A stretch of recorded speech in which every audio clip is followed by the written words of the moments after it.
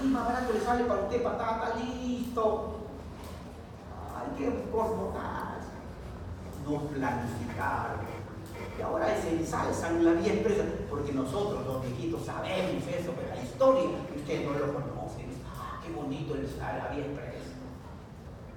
Entonces, fíjese, falta carencia de planificación. No saben planificar. Mejor me incorporo. No saben planificar. Y ese es el gran problema.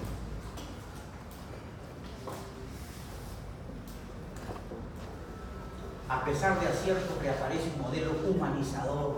Claro, con todos estos problemas que le menciono, obviamente alguien tiene que sacar la cara para decir, bueno, vamos a humanizar. ¿Quién sabe rehumanizar la medicina?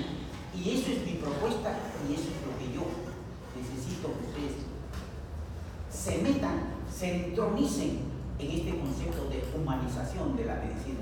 La medicina está camino a su propia autodestrucción desde el punto de vista deshumanizante. Necesitamos encontrar el camino, y si no hay camino, como Machado, hay caminante, dice, no hay camino. Se hace camino al andar, dice Machado. No hay camino, yo hago camino en mi vida.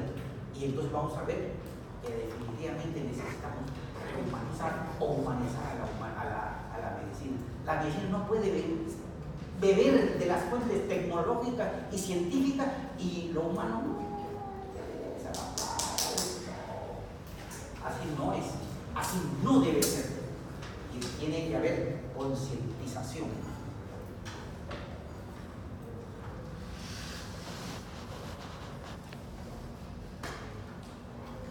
Debe incluir la persona enferma con su subjetividad. Es importante, ¿no? La línea entral lo habla de subjetividad.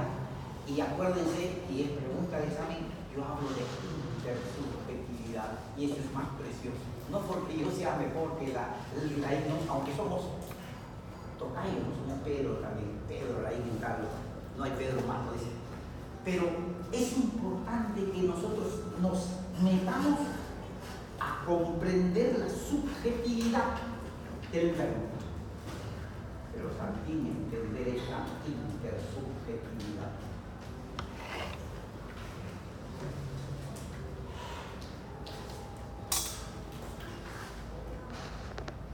Ahora, no soy psicoanalista, yo soy cognitivo conductual de origen sistémico, tengo mi formación de este tipo, pero no puedo desmerecer a Freud. Sigmund Freud fue un psiquiatra austríaco de orientación psicoanalista y creador del psicoanálisis. A él le debemos muchas cosas, y una de las cosas que le debemos es precisamente la humanización de la relación médico-paciente. Él intentó en sus teorías el alcance humanizador de la relación médico-paciente. Y de eso tenemos que estar orgullosos. Sigmund Freud ha dejado un legado importantísimo a los médicos. Él también es médico, psiquiatra, entonces no se descarta de la posibilidad de su gran aporte. Ahí está Freud. Él que va a decir los afectos del paciente con sus procesos corporales. El paciente, el enfermo, tiene su subjetividad. Tiene no solamente alterado el aspecto físico, sino el aspecto psíquico. Y de eso se trata, buscar solución a los problemas psíquicos. La palabra es el mejor recurso para crear en el enfermo un estado anímico favorable. Claro que sí. Definitivamente esa relación afectiva, esa relación de afectividad médico-paciente le va a otorgar la calidad terapéutica al paciente. El paciente se va a sentir, si ustedes hacen la prueba, yo estoy bien seguro, así como estudiante, lo escuchan a alguien y estoy bien seguro que lo agradecen. A mí me agradece cuando veo realmente esta relación de doctor. Muchas gracias. Usted es el único que me ha podido escuchar. Eso es maravilloso. Es una satisfacción que uno tiene porque el paciente se va contento. ¿Sabe qué significa? Algo así. Ahí está el consultorio y viene el paciente con todas sus cargas, sus 2 mochilas ahí. Y ahí está el médico para escucharme y descargar esa mochila y decir, ahí está. Y ponerle al servicio del médico, sabrá lo que hace. Como nuestra formación, se sabe qué debe hacer con las 2 mochilas. Pero lo importante, él o ella ha descargado su mochila y se siente aliviado. Cuando se siente aliviado, gracias doctor, se va. Mucho más, con muchas más expectativas. Aún cuando los fármacos pueden hacer más o menos, sin embargo, la palabra, la actitud, la afectividad hacen posible que el paciente se recupere. Le damos calidad de vida. Eso es extraordinariamente importante y necesitamos como médicos entender esta dimensión humana.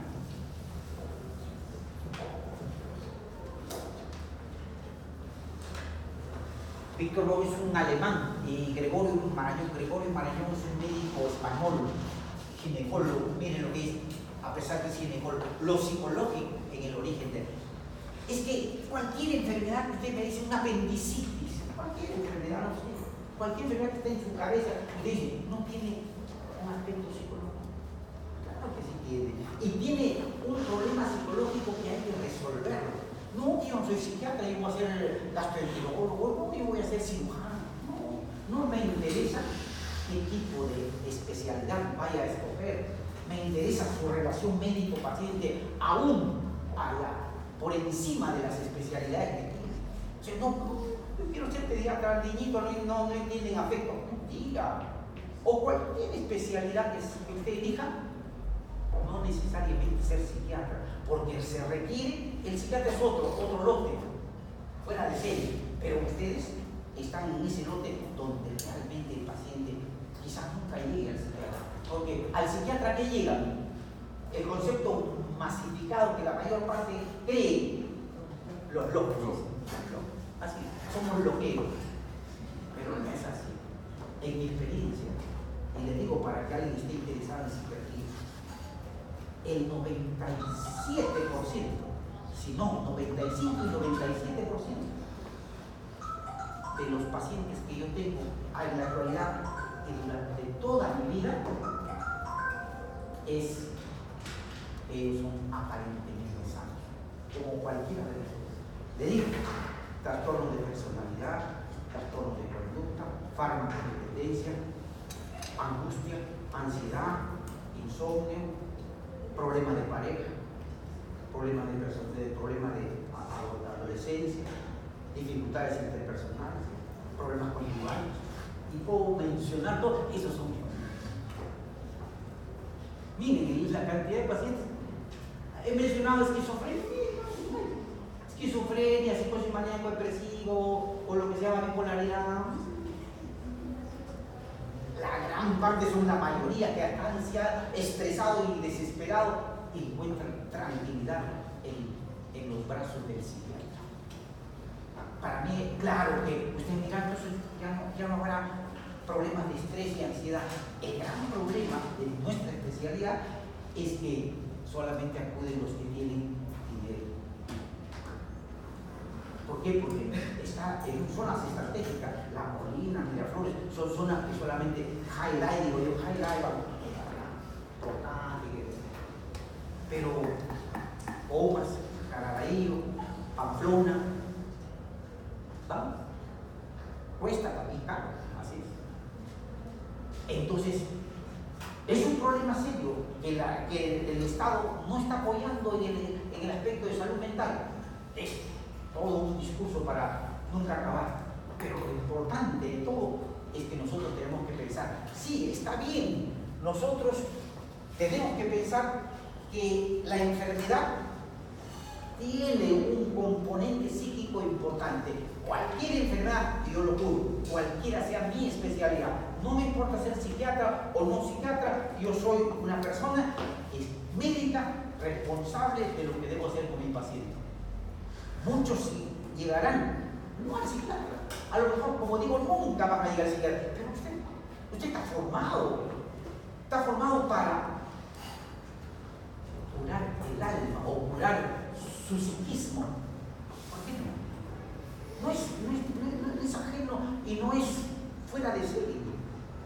estamos entendiendo que este psiquismo con lo físico, si lo curamos, estamos haciendo una medicina integral. Y de eso se trata.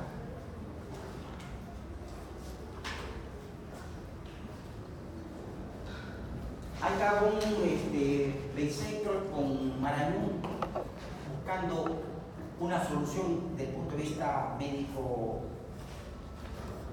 enfermo. Aparte de estos tres factores que digo, hay otros factores de tipo social, económico, ambiental, jurídico, que también tienen que ver. Miren, el progreso de técnicas específicas, la especialización de la medicina en el siglo XX, los recursos de diagnóstico y tratamiento han hecho olvidar la subjetividad del enfermo y con ello la relación médico-paciente. Tanto aspaviento, tanta ciencia, tanta tecnología, deshumanizado el médico.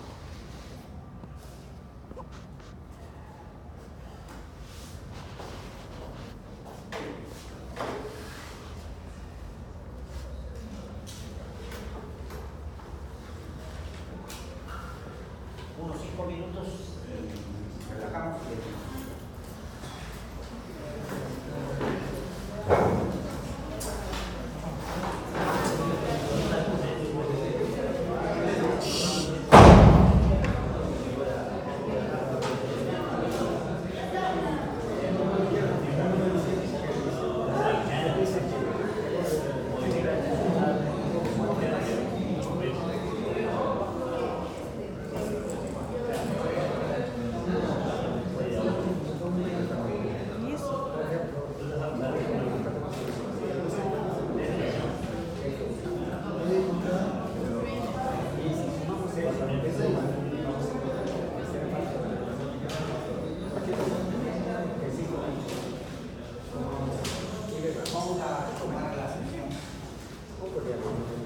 Formas de relación médico-enfermo. ¿Cuántas formas de relación médico-enfermo hay? Hay una relación de amistad, otra de agresión. Puede haber una relación de agresión o de indiferencia y desdén o menosprecio. Miren, estamos hablando de formas de relación médico-enfermo, pero las formas de relación entre dos personas, no es la relación médico-paciente. Estamos hablando de las formas de relación entre dos personas. Entonces, una forma de relacionarse a dos personas puede ser por amicalidad, no por amistad. Otra puede ser por agresión. Otra puede ser por indiferencia. Esta relación podría clasificarse por la intención y la forma y el contenido. La Entralgo va a decir la relación médica se encuadra en dos. Y aquí está lo más interesante. Una relación objetivante, que algo hemos intentado esbozar en la mañana, y la relación interpersonal. Miren ustedes qué interesante resulta ser cuando hablamos que la relación médico o la relación médica puede ser relación objetivante y relación interpersonal. Vamos a hablar de ello. ¿En qué consiste cada uno de ellos?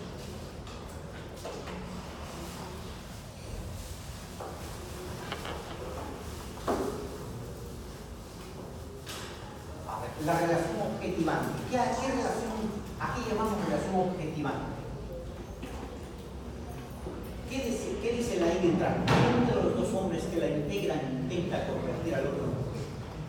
Dos personas que están interactuando, el médico y el paciente, cuando uno de ellos es un objeto, entonces quiere decir que la relación es relación médico-paciente, pero de carácter objetivante. Ese es un gran error y no debería ser así, ¿no? Entonces hay que tener en cuenta.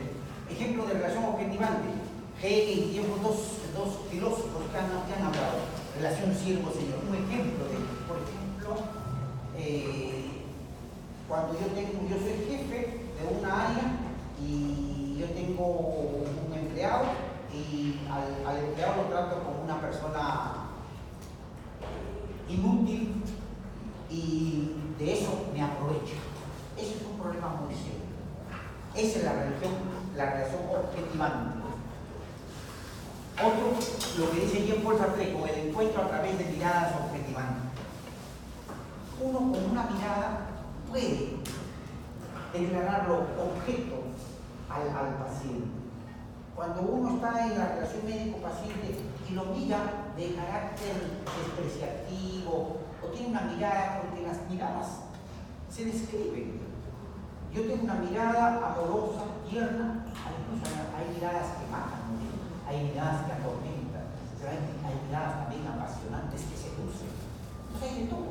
Y una mirada despectiva, una mirada sin sentido, una mirada subyugante, entonces también va a referirse a un problema de una relación objetivante. El encuentro de la relación objetivante busca convertir al otro en objeto de contemplación o espectáculo o en un objeto de manejo o instrumentalista, ¿cierto? Al otro le puedo contemplar con amor o con odio. Estas formas de relación objetivante serían de amor distante o odio distante. Nos vamos a la relación interpersonal. Se establece entre dos hombres cuando se tratan mutuamente como personas. Interpersonal, dos personas. ¿Qué dice la I en algo? Dice: el hombre es por excelencia o esencia persona. Ser persona existente es la esencia del hombre. Bossio va a decir: la persona es una sustancia individual de la naturaleza racional. Kant va a decir: la persona es un sujeto dotado de fines propios. Zubiri va a decir: la persona es un ser vivo e inteligente con sustantividad de propiedad. Y la I va a decir: uno es persona en cuanto ejecuta actos inteligentes, libres y propios. Tanto médico cuanto enfermo, ambos son personas inteligentes, y de eso se trata. La relación interpersonal se dará cuando él y yo nos consideremos y tratemos como seres a cuya realidad individual pertenece la vida, la intimidad, la inteligencia, la libertad y la capacidad de apropiación. Podrá ser una convivencia amorosa o una convivencia odiosa. La relación médico-paciente intenta entender la dimensión del paciente. Un paciente que tiene inteligencia, que es capaz, que es hábil, y no podemos menospreciarlo. La relación médico-enfermo. Veamos en qué consiste esta relación médico-enfermo. La relación médico-enfermo ha sido en la historia una relación objetivante. El médico ha considerado al enfermo un objeto, una cosa de estudio.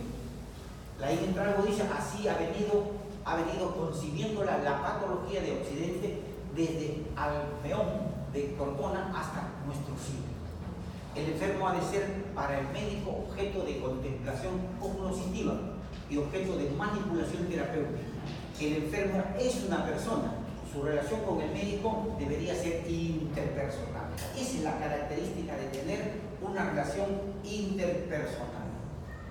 Debe ser interpersonal, pero no total y exclusivamente interpersonal, porque sería puro persona a persona, pero acuérdense que el médico tiene ciencia en su cabeza, y esa es la diferencia. Una diferencia que no puede utilizarse como abuso. El médico, para ser un buen médico, tiene que necesariamente convertirse en objeto contemplable el cuerpo del enfermo. Quiere decir que nosotros podemos ser una persona, pero también poseyendo todas las características que tiene el enfermo. Entre la relación objetivante y la relación interpersonal, dice, existen dos relaciones o realidades intermedias: el dúo y el coasidiado. A ver, ¿en qué consiste esta relación de dúo o coasidiado? Dúo dice conjunto de dos personas unidas entre sí para lograr una meta exterior a él. Coasidiado, relación de ayuda con tres tipos: el consejo, la educación y la asistencia médica. Muy importante esta relación diádica o de dúo, o esta relación coasidiádica.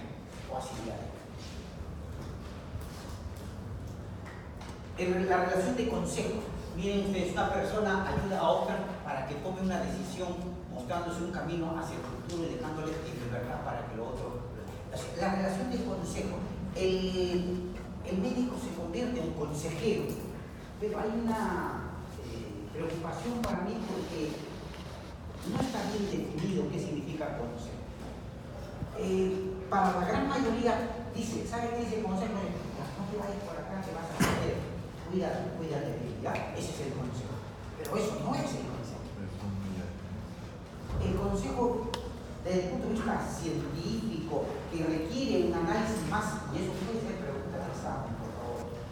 Cuando yo tengo que dar un consejo, le digo, ¿sabe qué paciente?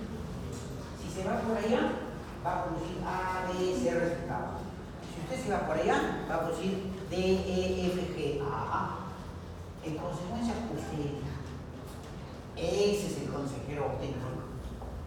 No es decir, anda por allá, cuidado, no vaya por allá, no, sino él tiene que elegir. Es una gratitud tremenda porque a mi hijo, tengo un hijo que ya es médico, gracias a Dios, pero cuando él estaba de estudiante de medicina, papá, ¿qué debo hacer? Y esa es la característica, ¿sabes qué? Y él siempre recuerda como me lo dice, y por eso me he grabado tanto, porque me dice, papá, nunca me han dicho hay que hacer esto, tampoco me han dicho hay que hacer el otro, porque si no, no, yo he elegido, pero tú me has dicho, esto es así, así, así, y el otro es así, escoge.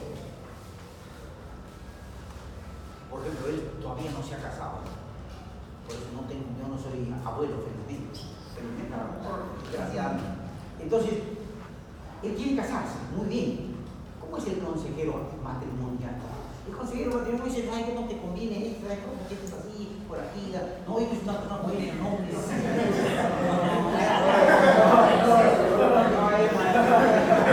No es una persona aquí imaginaria. Entonces, no se trata de decirle que este es así, en realidad, y te conviene esto, te conviene, no. Mira, él es así, así, así, y él es asá, escoge. Ese es el buen consejero. Acuérdense, ustedes tienen que ser buenos consejeros para el enfermo. Y el enfermo, para definir es inteligente, es capaz, es hábil. Porque no dice, no, había como borreguito, como no.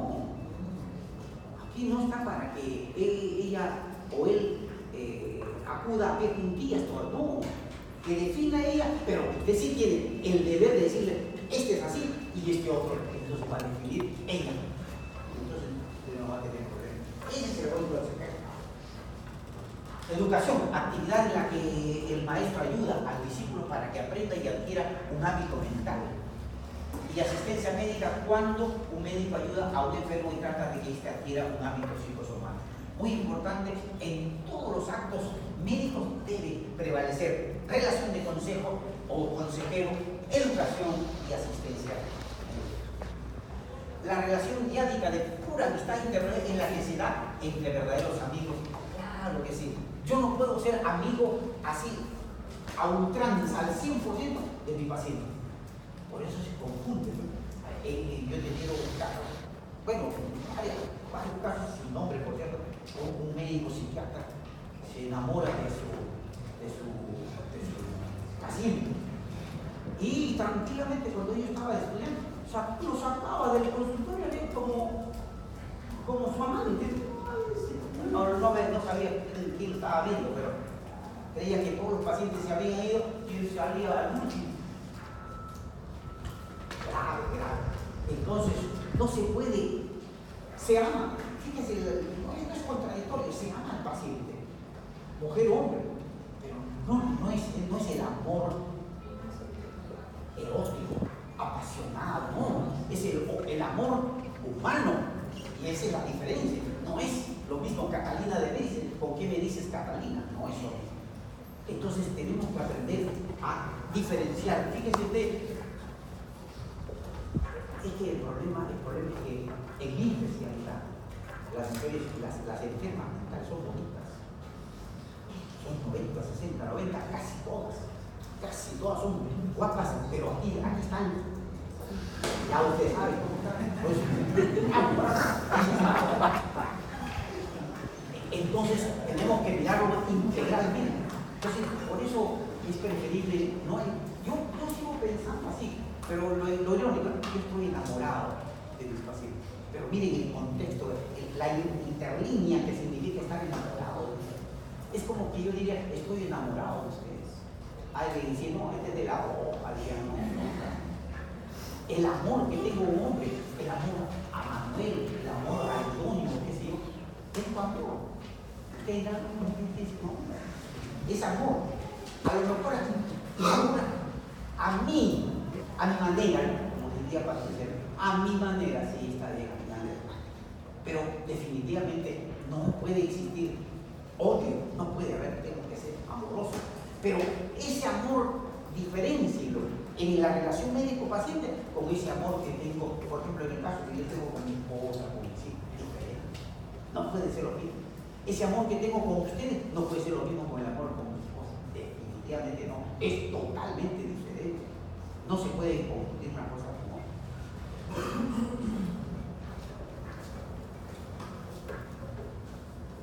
La actividad de aconsejar, miren ustedes, acuérdense de lo que hemos visto, la actividad de aconsejar, enseñar y curar han de ser eficaces aplicando técnicas rigurosas.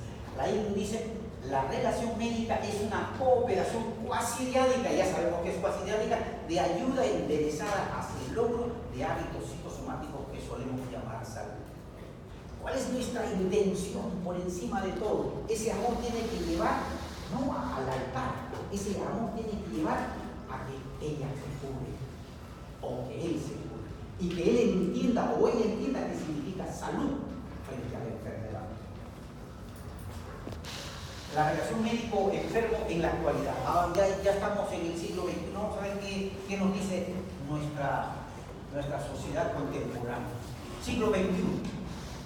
El modelo de asistencia sanitaria se apoya en tres principios fundamentales que hay que mencionar y hay que definirlos, por favor, y en su cabeza deben grabar. Continuidad de cuidado, accesibilidad y disponibilidad. Con promoción y cuidado de la salud, por cierto. Pero esos tres principios rigen el modelo de asistencia sanitaria. Primer nivel, atención primaria. Es lo que le decía. Miren, es el fundamento de todo sistema de salud. ¿Sabe qué significa atención primaria? Que en las comunidades debe existir un médico que sea un médico integral y que allí se debe resolver los problemas de drogadicción, prostitución, delincuencia y todas las cosas se deben resolver en ese nivel. Pero no que la persona que está en esa comunidad, no, el médico no sabe, me voy al hospital Loaiza. Ese es. Pero ¿por qué el paciente se va? Porque no encuentra en el médico de atención primaria de salud una situación agradable o para resolver su problema. El médico de atención primaria, que es generalmente ustedes que van a estar en SERUM, van a ser médicos de atención primaria. Un centro de salud, una posta médica que lo van a poner a ustedes y ustedes tienen que resolver sus problemas. Pero qué interesante, ¿no? Y eso es lo que se sabe ahora, es que no van a esperar, y ahí está el éxito del serumista, no van a esperar que el paciente venga, sino ustedes ir al paciente. Pero para que eso ocurra, tienen que hacer medicina preventiva. El gran problema del Perú y de algunos países del orbe es que no hacen medicina preventiva. Y el gran fracaso de la medicina asistencialista es eso, falta de medicina preventiva. Tenemos que tener esa dimensión de medicina o de prevencionistas de medicina preventiva para curar las enfermedades y para prevenir las enfermedades. El asistencialismo no solamente ha resuelto, sino ha empeorado el problema de la atención primaria de la salud. Objetivos: atención integral a la salud de la población y la relación médica. ¿Se dan cuenta? La práctica clínica genera ansiedad en los médicos y estudiantes de psiquiatría y el trabajo médico genera estrés. Todos los médicos, de alguna u otra forma, sufrimos estrés. El estrés más sufren los cirujanos, en nuestro gremio médico, los cirujanos, y el que menos sufre estrés es el dermatólogo, el psiquiatra, incluso dicen sabiendo metabolizar, porque hay que saber y es que ustedes tienen que aprender cómo es que a ustedes les llega un paciente que carga, como le he dicho, y ustedes van a ser cargados. ¿Y qué tienen que hacer? Si ustedes asimilan, tienen que saber desasimilar. Y esa es una estrategia que se aprende con la experiencia, si acaso no lo pueden dar las escuelas de medicina. Porque si ustedes se se cargan. Todos los pacientes vienen venir a mí, ya me cargo. ¿Cómo llego a mi casa?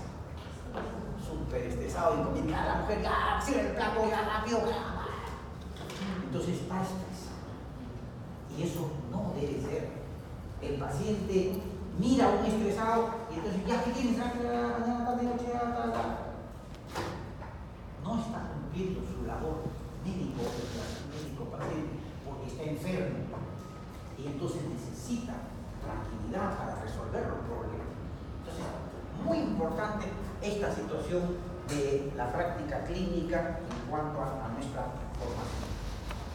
Pacientes con problemas por falta de información adecuada sobre el fármaco, deficiente relación entre médico y enfermo, falta de diálogo, ansiedad ante la enfermedad, asistencia masificada, incomunicación con el médico y el derecho a morir dignamente. Miren los problemas que el paciente tiene. En su cabeza viene, cree que puede imaginarse que el paciente viene a mí y yo no pueda leer su pensamiento, porque nadie es una persona especial bajada del cielo para decir, bueno, yo sí conozco tu pensamiento. Nadie. El psiquiatra conoce el pensamiento a través de la palabra, entonces te tiene que hablar. Entonces, o a través de gestos, que puede ser el lenguaje no verbal, el famoso pronombre, pero no importa. Al margen de todo, yo tengo que saber este paciente que tiene. Y para que yo conozca la problemática del paciente, yo tengo que dialogar. Yo tengo que darle el tratamiento y tengo que informarle. ¿Sabe qué? Este fármaco le va a dar un poquito de náusea, pero va a tolerar. Al final va a mejorar. Pero como no le dice eso, pues toma, le da náusea, me duele la cabeza, no sirve este médico, voy a otro. Falta de información. El paciente debe ser informado, por eso últimamente hay lo que se llama consentimiento informado. Y eso lo conocen, se han escuchado, consentimiento. Ahora en el instituto también, firme, le digo, tiene que firmar el paciente, porque es consentimiento informado. Sí, se puede morir por alguna enfermedad, no importa, pero ya sabe el paciente. ¿Para qué? Para eximirme de responsabilidad, para no ir a la cárcel. ¿Pasa algo? Claro que sí. Los fármacos, cuando ustedes estudien farmacología, farmacognosia, farmacopea, farmacodinamia, farmacocinética, se van a dar cuenta de esas características y digan, sí, definitivamente el paciente debe estar informado. Pero con lenguaje sencillo.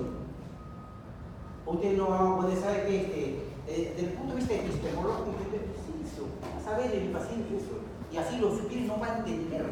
Entonces es necesario que usted se baje a tierra, no sea un dios y hable en lenguaje cristiano. Y el paciente va a entender. La relación médico-enfermo tiene 4 niveles de investigación. Esto es muy importante, los 4 niveles los podemos mencionar: modelo de comunicación, sociocultural, psicoanalítico y humanista. Vamos a ver rápidamente cada uno. El modelo de comunicación de la relación médico-enfermo. Hay un modelo llamado modelo de comunicación. Miren ustedes. El año 60, ¿qué pasa? Se recupera el diálogo entre el médico y el paciente. Se busca investigar el proceso referente a la comunicación. Se había perdido hasta el año 60 y al año 60 empieza a recuperarse. Imagínense, ¿qué será ahora? ¿Cómo estaría el investigador de relación médico-paciente? Si estaría vivo, ahí no sé, creo que debe estar muerto, pero si ahí entra algo, estaría en la actualidad, ¿qué diría? Pónganse a pensar en si el año 60 se piensa eso. El año 68 se publican estudios sobre entrevistas clínicas, aumenta el interés por el estudio de esta relación, encuentro entre el médico y el paciente, dicen que es lo central en la asistencia sanitaria. Los médicos internos y residentes, es que el problema cuando ustedes estén haciendo su práctica clínica, el médico asistente ya no hace entrevistas. Entonces, ahí está el éxito, quién sabe, de la entrevista médica larga a ustedes, cuando sean internos, cuando sean estudiantes de los años de clínica. El asistente es una persona, en su mayoría, interesado en su clínica, en sus pacientes que dan más plata, en esa nota está. Y entonces, allá R1, R2, residente 1, residente 2, allá haz tú, interno, haz esto, externo, o sea, miren cómo es.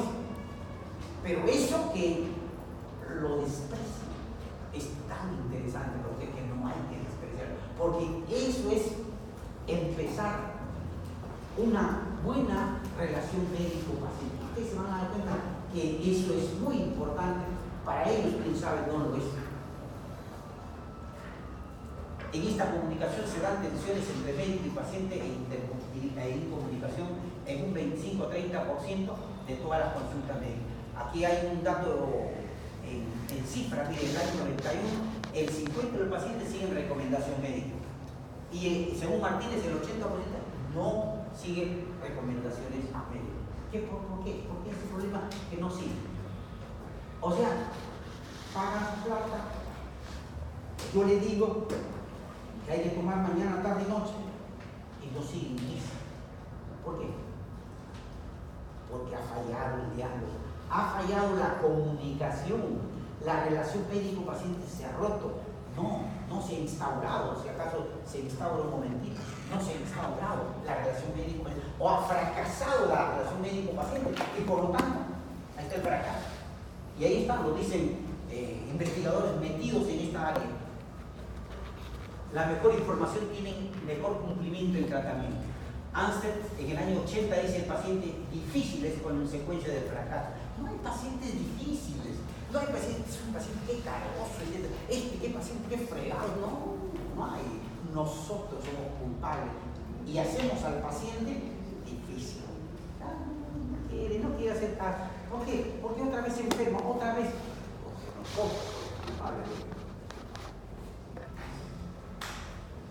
Hay mala comunicación por numerosas consultas de un paciente por el sometimiento a múltiples pruebas diagnósticas y tratamientos innecesarios. Ahora fue la clínica, le da, doctor, me duele, allá hace batería, ya, hemograma, hematocrito, glóbulo blanco, hemograma de Chile, ya, todas las cosas como una rutina. Y yo estoy en mi cabeza pensando que no hay exámenes de rutina. Y van a escuchar ustedes eso, grábense. Viene un paciente, usted está ya, ¿sabe lo que dice el asistente? Hagan el examen de rutina. Tan rutinizado usted este médico. Pobrecito, está robotizado. No puede haber exámenes de rutina.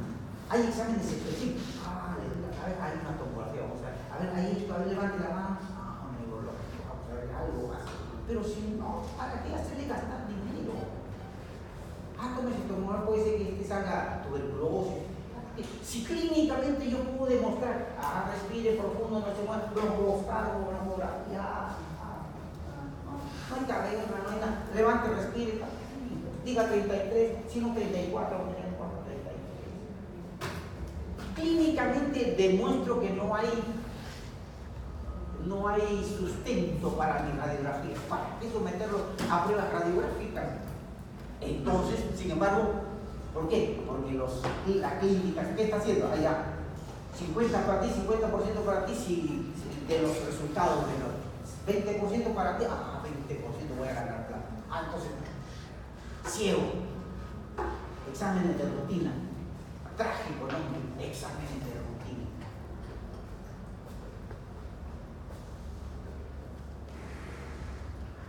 El médico debe conocer y responder a las necesidades psicológicas de los pacientes, comunicar e informar a pacientes y familiares en las enfermedades. Claro, si tiene una persona cáncer, es un problema, te le dice, ¿sabe qué? Tiene adenocarcinoma tumárico. Es eso, ¿no? No puede hablar de esa forma. También tiene cáncer y ya se va a morir. No, hay que darle calidad de vida. Hay que saber transmitir la información científica o la información médica, así sea un diagnóstico malo. Si uno sabe transmitir, la cosa cambia. Hay que saber también frente a qué tipo de paciente estoy. Es un paciente que se va a sorprender por la enfermedad y se va a matar ahí, mejor no le digo. Reúno a sus familiares, veo qué debo hacer y le digo poco a poco, de cucharadas, para ver si realmente está capaz de soportar esta noticia. Y no ponerle un revólver. Paul 48, por lo cual.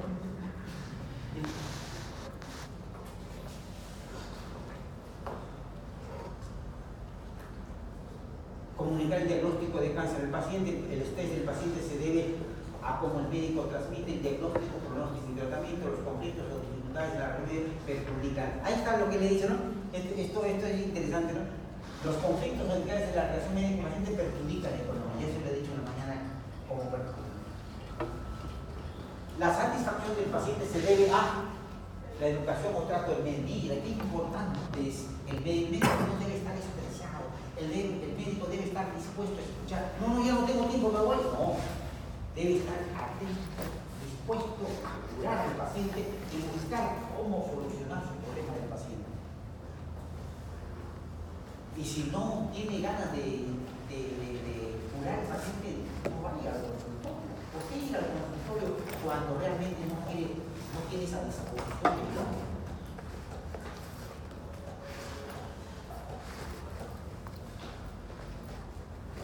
La información transmitida al paciente, tener en cuenta sus ansiedades, problemas psíquicos o psicológicos. Este modelo debe incluir las diferentes necesidades del médico y del paciente. Otro modelo, el modelo sociocultural de la relación médica. Este es el modelo sociocultural. ¿En qué consiste este modelo sociocultural? Unos minutos más, por favor. El médico y el enfermo constituyen un sistema social. La relación médico-paciente es explicada por roles que adoptan. ¿Qué roles se adoptan? El rol del médico, ahí está. Necesita una información técnica y científica y una universalidad de la función y la especificidad. El rol del enfermo, ahí está, no ser responsable de su condición, tener que superar la enfermedad, cooperar con el médico.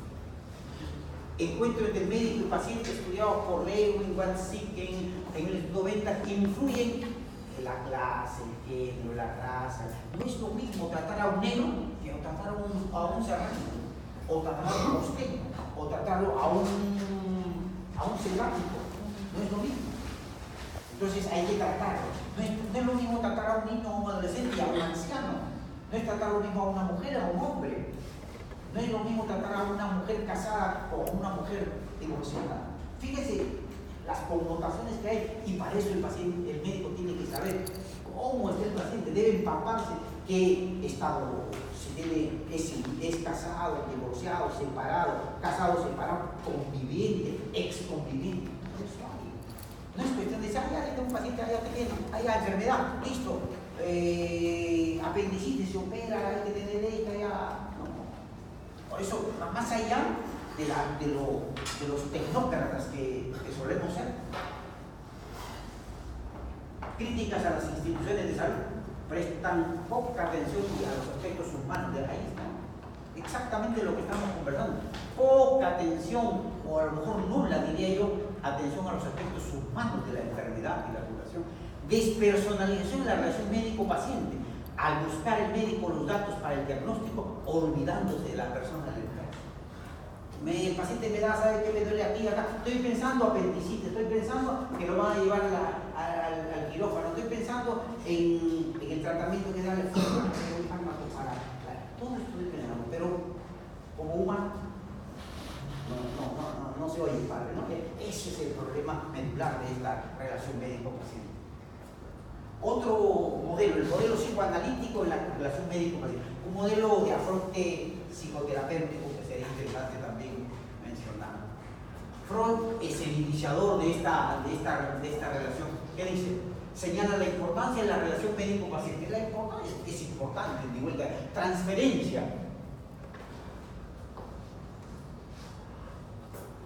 Miren, en una relación, en toda relación médico-paciente, eso es a lo mejor bien ilustrado, ¿no? Pero es muy interesante. En toda relación médico-paciente, el paciente me da su información, ¿no? Y de eso se llama, pero primero yo informo al revés. Primero yo informo. Yo estoy viendo la información, se trata del diagnóstico, se trata del tratamiento, eso se llama transferencia. Pero cuando él o ella responde a esa transferencia, se llama contratransferencia. Entonces, en todo acto médico En toda relación médico-paciente se instaura una transferencia y una contratransferencia. Ahí entra incluidos sus emociones, sus afectos, su odio, su amor y todo entra ahí. Entonces, si algo quiere leer, ampliar sus conocimientos, lean transferencia y contratransferencia. Freud muestra las dificultades en la relación médico-paciente, los problemas de relación interpersonal con personas de la niñez. Michael Palin es un psicoanalista y bioquímico británico de origen húngaro que dice la necesidad del encuentro de la medicina y el psicoanálisis. Hay necesidad de un encuentro para ellos. Yo digo, discrepo como psicoanalista, sin embargo, yo entablo una buena relación médico-paciente, como todos los médicos solemos hacer cuando queremos, y a lo mejor cuando no queremos, a lo mejor no hacemos. Incluir el discurso del paciente y del médico. Ansiedad que se produce en el médico que ante determinados enfermos. Importancia de la psicoterapia para el médico general. Eso de psicoterapia para el médico general es extraordinario. Se dan cuenta cómo el médico debe estar formado psicoterapéuticamente, o sea, con ese conocimiento artístico y científico para conocer al paciente. Porque de eso se trata, de emprender un conocimiento amplio de lo que significa el enfermo o la enferma. Y cuando uno conoce bien al enfermo, el resultado es muy, muy favorable. Pretenden aumentar las posibilidades diagnósticas y terapéuticas del médico mediante el análisis. El médico es el medicamento más útil. Ojo, ahí está, miren la importancia. El médico es el medicamento más utilizado en la práctica clínica cuando ha aprendido a escuchar, subrayen, esto es muy importante. Ahí está la contratransferencia que les hablaba, son emociones surgidas del médico hacia el paciente. En la actualidad se conoce más y mejor el cuerpo biológico, pero menos el sufrimiento y la subjetividad del enfermo. Prioridad al enfermo y no a la enfermedad.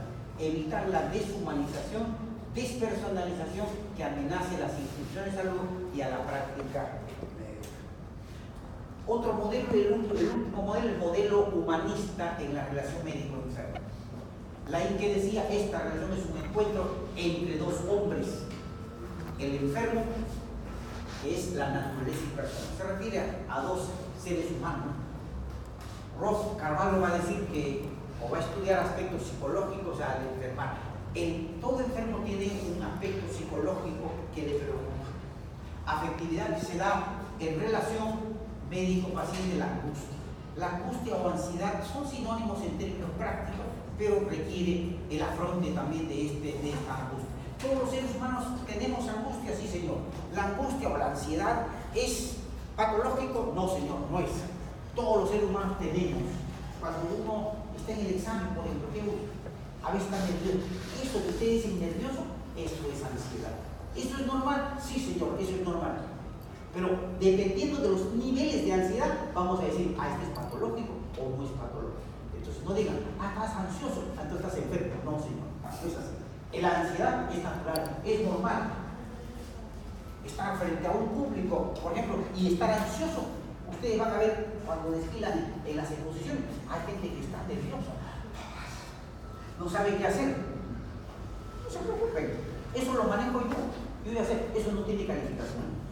La calificación es cuánto, que se olvida, por supuesto, pero yo manejaré eso. Pero si definitivamente eso se muestra, es ectoscópico, se externaliza. Lo que está dentro, eso es lo que hay que valorar. Eso es la primera vez, la segunda vez mejor, la tercera, y todos hemos sufrido. Yo mismo, la primera vez que me presenté ante un público, 17, 18 años, porque de esa época vengo enseñando. Desde esa época hasta ahora, imagínense cuánto. Ha pasado por terrible. Entonces, definitivamente la primera vez causa un poquito de sazón, pero poco a poco se va entrando en la pluma y va pensando. Incluso, me acuerdo que inicialmente, cuando yo empezaba a hablar, me decían, ¿sabe qué? Un secreto, no mires a los ojos. Y entonces miraba al cielo. Y a veces van a decir, algunos van a decir en la exposición, sí, me acuerdo que en 1890 era así. ¿Por qué? Porque mirar a los ojos nos puede desconcentrar. Al comienzo es así, no se preocupen. Ya en señal nos vamos a ver acá. Algunos ya tienen tanta cancha y obviamente hay mucha experiencia por ahí, no hay problema. La palabra de médico tiene mucho poder, positivo o negativo. Sí. Está bien el poder de la palabra que le he dicho, está bien. A ver, positivamente, lo puede ayudar. Ojo, no se olvide, puede destruir también. Mucho cuidado, puede destruir. Porque va a decir, si le digo, ¿sabes qué? Esta enfermedad te va a llevar rápidamente a la destrucción, te vas a morir. ¿Qué quiere? Se va a suicidar el paciente. Y el paciente dice, ¿qué es esto? Ya no sirvo para nada. Entonces, se le tiene que levantar. Hace poco con un paciente de cáncer de páncreas. Se le dio calidad humana y vivió casi 2 años. Entonces eso también es importante. Yo tengo una paciente, su esposo del paciente está con cáncer de páncreas, tiene 48, vive en Miraflores. Es un alcohólico en Pedernera, la mujer es otra alcohólica, los dos también se han juntado tal para cual. Yo estoy tratando a uno, pero la otra y el otro se me va. Definitivamente se me va. Pero le puedo decir, ¿sabes qué? ¿Te me vas a ir? ¿Te me fuiste? ¿Te me caíste? No, así no. ¿Te me caíste? No. Los pacientes que tienen cáncer de ese tipo tienen que saber cómo entender. Tampoco podemos engañar, ojo. Si no, esa enfermedad ya va a pasar. No, seríamos perversos, viles. No, tenemos que decir la realidad, pero tenemos que saber afrontarlo. Y tenemos que entender que esa es la estrategia, que hay solución para darle calidad de vida. Yo sé que en mi cabeza está que el cáncer de páncreas es solamente un milagro lo puede salvar, si no, se muere. Así, en mi cabeza está así. Ese es estudio, esa es ciencia. Pero no, pues sí, yo sé que te vas a morir de aquí 8 meses. ¿Para qué voy a hacer algo por ti? Ahí está el secreto de la entrevista médico. La in entrago en el siglo XX, miren el siglo XX la in entrago. El médico debe considerar los factores psicológicos y personales de la enfermedad. La relación médico-enfermo será afectiva. El encuentro entre el médico y enfermo es imprescindible para la práctica médica. Es un encuentro personal donde hay una comunicación interpersonal. Todas las enfermedades son psicosomáticas para la in entrago.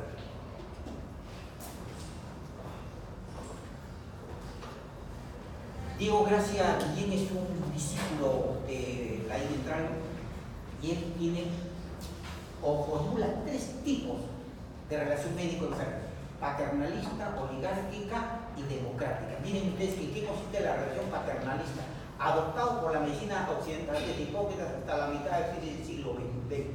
El médico manda y toma decisiones sobre el curso de la enfermedad y el enfermo obedece. Ese verticalismo, ¿no? Tú haces eso y si no, tu problema. Y entonces el paciente lo que hace es cumple papel tipo voluntario. Ese es un problema serio que yo veo también en mis pacientes. Cuando los pacientes vienen y una mujer me dice, doctor, ¿sabes qué? No estoy feliz, tengo hijos, tengo esposo, pero no estoy feliz. ¿Sabes por qué? Porque mi esposo, ¿quién es su esposo? Es general. Y vive en un lugar de esto. Yo he ido a su casa porque trato a su paciente, a su esposa, pero ¿qué pasa? Esa persona es general. Entonces, como es general, ¿cómo es? Cree que su hogar es el cuartel. Entonces, a sus hijos lo trata como si fuera soldados. ¿Ya? Rápido. Papá va a decir, no, tienes que hacer esto, ¿cómo no? Entonces, tipo cachaco, como diría. Entonces, él cree que tenga. No, a eso vamos a llegar cuando hablamos de personalidad flexible. La personalidad flexible, la persona manejable, es aquella persona que aquí está correcto, allá también está correcto, pero uno puede actuar. Porque al final es la actuación. Yo no puedo vivir todo. Aquí estoy así, en mi casa. Oh, ya, esposa mía, espérate, anda, haz algo. No, equivocado. Y de eso se trata. Las enfermedades surgen como eso, porque hay un verticalismo que no es paternalista. Todo quiere darle el papá. Relación oligárquica, un equipo toma la decisión, ya no es uno, es un equipo. Y ese equipo dice, se hace esto, y si no, ese es un problema, no es así. Relación demócrata o democrática. El paciente tiene mayor autonomía, se produce al final del siglo XX, cuando aparece el primer Código de Derechos y Deberes. Esa es la buena y correcta relación que tiene el ser humano en esta relación médico-paciente. Una relación democrática.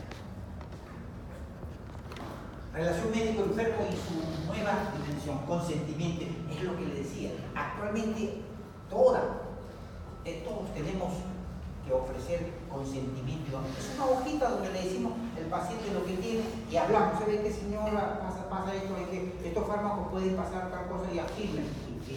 Cosa que cuando pasa algo, ya nosotros no tenemos responsabilidad. Y no nos sometemos a las leyes duras, porque como médico legista, yo soy médico legista también, tremendo. Hay médicos que vienen implorando. Yo me acuerdo que un médico vino un colega, vino, doctor, no sé qué ha pasado, se ha enfermado la pierna, le habían puesto una inyección, que había necrosado su pierna y lo tenían que amputar. El muchacho se jugó hasta ahora, cuando seguramente ya prescriba su delito, entonces vendrá como si nada. Pero ahora sabe Dios a dónde se habrá ido, y los jueces, los fiscales, los que están ahí buscando, no lo encuentran. Entonces, los problemas que ocurren, no crean que es un problema médico-legal insignificante. Serios problemas que tienen que ver con el enfermo, que tienen que ver con una pierna amputada, una amputación de una pierna. Señores, eso es un grave error que no puede permitirse que se cometa así mismo.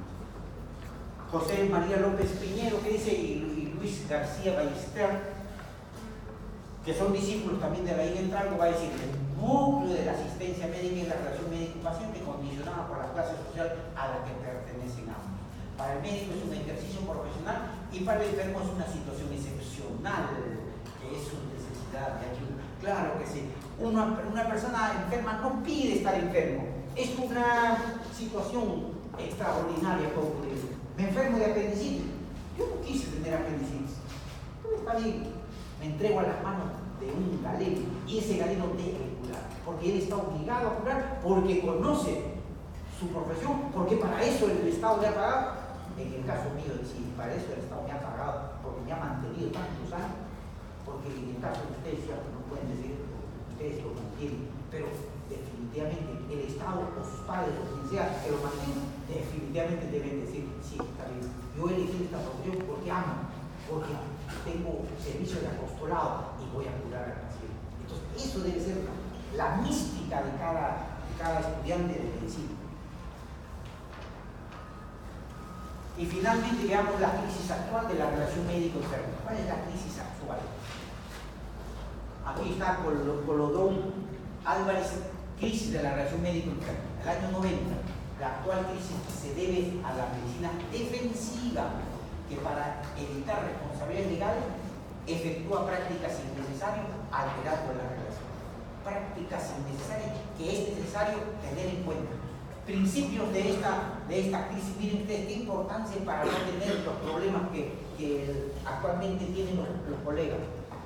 Un principio de beneficencia, un principio de autonomía, un principio de justicia, fundamentales, ¿para qué? Para mantener bien nuestra responsabilidad. Y agregado a esto está la relación de estos principios, la asistencia sanitaria universal, que está produciendo unas relaciones médico-enfermo más conflictivas en proporción. Se han creado comités de ética para resolver el problema médico, de relación médico-paciente. Aquí en los hospitales, si algunos conocen los hospitales, hay comités de ética, para analizar y mediar, porque el enfermo se queja el director del hospital, este doctor no trata bien al paciente, no me cura y qué sé yo. Y el médico, ¿por qué? Pero sí, yo lo curo, pero esta no sirve, no, qué sé yo. Hay una pugna. El director no puede estar en tantas cosas. Entonces, ¿qué hace? Comité de ética. Ahí está. Vaya a ética, vaya al comité. Entonces los dos se quejan y resuelven su problema. Cuando ya no se pueden, entonces se va a medicina legal y se fregó todo. Ahí sí, el médico tiene gran parte de carrera, si es que no se sabe resolver el problema. Problemática por causas sociales, políticas, morales, psicológicas y técnicas. Relación médico-enfermo puede mejorar por diversas técnicas, entre ellas adecuada formación del médico en los aspectos generales y específicos de esta relación. Auténtica comunicación humana, que es una auténtica comunicación interpersonal. Finalmente, el nacimiento de la bioética. La bioética ha hecho un giro especial para que la relación médico-paciente sea exitosa. Van Reisenberg-Potter, el año 71, va a hablar sobre bioética. Dice, se interroga acerca del futuro de la humanidad ante los retos planteados por el creciente desarrollo de la tecnología y su impacto en los ecosistemas que hacen posible lo mismo. La necesidad de regular el uso de tecnología en múltiples situaciones desde el nacimiento hasta la muerte. Y Gracia, que es el discípulo de la Iquetralgo, va a decir, adquiere su sentido pleno como el proceso de contrastación de los hechos biológicos con los valores humanos. Hay una relación entre los valores que tenemos nosotros como persona y los hechos que nosotros hacemos como médicos. Por ejemplo, el aborto. Por ejemplo, el nacimiento por infertilidad o por ¿cómo es? Fecundación in vitro, ¿no? Fecundación asistida. Esos problemas hay, esos problemas existen, pero requieren una adecuación de legislar para que no haya compromiso con la postura moral. Entonces, muy importante tener en cuenta, y para eso es la bioética. En un plano más amplio y recogiendo el espíritu de lo sugerido por Potter, la bioética, al decir de Martínez Boulay, que dice, es un espacio de reflexión plural sobre el impacto del desarrollo científico y tecnológico. Ahora que está de moda, por ejemplo, las células madre. Alguien ha escuchado, esas células madre es importantísimo, pero algunos van a decir, no, pero atenta contra mis principios, ¿no? Principios morales, éticos, entonces de eso se trata, ir buscando un punto medio para no transgredir nuestros principios.